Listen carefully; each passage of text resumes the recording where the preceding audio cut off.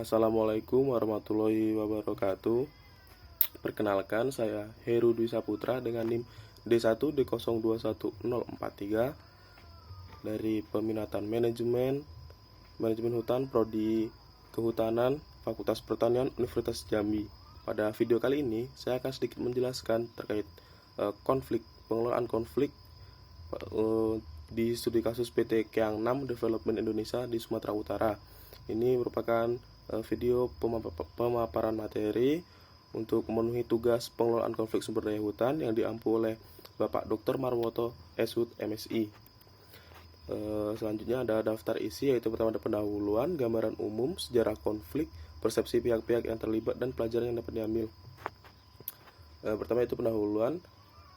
Pada salah satu konflik terjadi di Kecamatan Muara Batang Gadis, Kabupaten Mandailing Natal pada PT Keang 6 Development Indonesia dengan masyarakat Tabuyung. Konflik ini terjadi pada awal tahun 2000-an, yang mana merupakan konflik yang melibatkan banyak sekali faktor, seperti masyarakat yang tidak puas terhadap kontribusi perusahaan dan peningkatan kesejahteraan mereka yang tidak ada, dan perebutan lahan antara perusahaan dan pengusaha kebun dari Medan.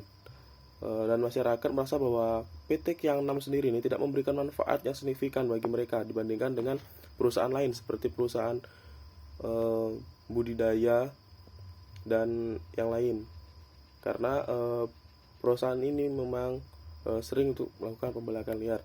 Kemudian gambaran umum, Kabupaten Mandailing Natal itu terdiri dari beragam suku, adat istiadat, dan agama. Menurut RT RWP luas Kabupaten Mandailing Natal itu sekitar 6.620,70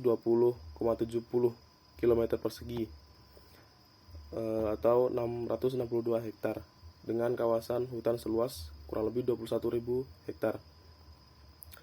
Desa ini itu berbatasan dengan areal konsesi antara lain seperti Tabuyung 1 dan Tabuyung 2 dan Pasar Singkuang 1 dan 2. Masyarakat di wilayah pantai barat heterogen karena terdiri dari suku Mandailing, Tapanuli Selatan, Tapanuli Utara, dan Minangkabau. Dari kultur budaya yang sendiri terbentuk menyebut masyarakat pesisir, yang merupakan bahasa pesisir yang berinduk dari bahasa Minang sebagai bahasa sehari-hari. Kemudian sejarah konflik yang terjadi pada PT ini yaitu masyarakat menganggap bahwa PT Keang 6 itu tidak memberikan kontribusi positif bagi keadaan kesejahteraan sosial maupun ekonomi masyarakat.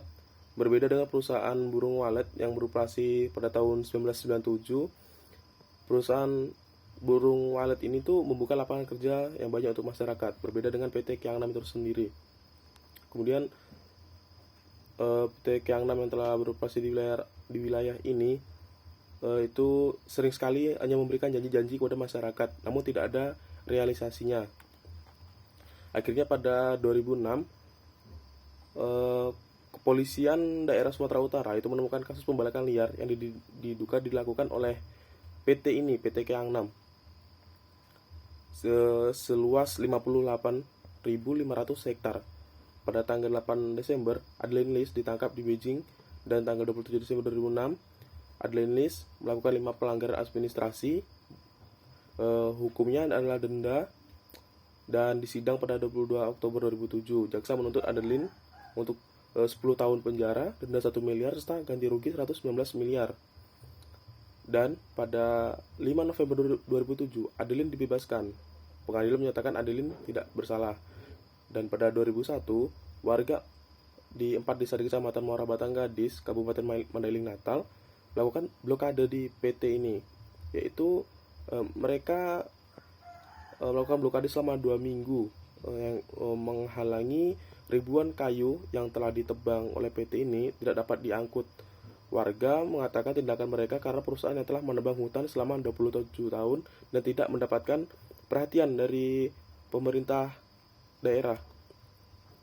Dan kemudian pada tahun yang sama, 1.000 kepala keluarga di Muara Batang Gadis yang berada di garis kemiskinan melakukan demonstrasi, dan ada 4 desa di Kecamatan Muara Batang Gadis yang memblokade kembali PT tersebut dan melakukan pembakaran di PT tersebut. PT tersebut dibakar oleh masyarakat. Salah satu pegawai PT Keang 6 bercerita bahwa puluhan personel BRIMOB sudah seharian berjaga di lokasi karena saat itu terjadi kerusuhan dan beberapa barisan langsung membakar beberapa gedung instalasi perusahaan. Ada beberapa pihak-pihak yang terlibat dalam konflik tersebut dan kita akan sedikit membahas persepsi mereka. Yang pertama masyarakat, karena di sini masyarakat beranggapan bahwa mereka adalah korban ya. Perusahaan ini itu kehadirannya sangat merugikan masyarakat, tidak memberikan dampak yang positif, dan kurang lebih 30 tahun hadir PT ini, tapi yang ada kehidupan masyarakat justru semakin menurun, bukannya justru membaik.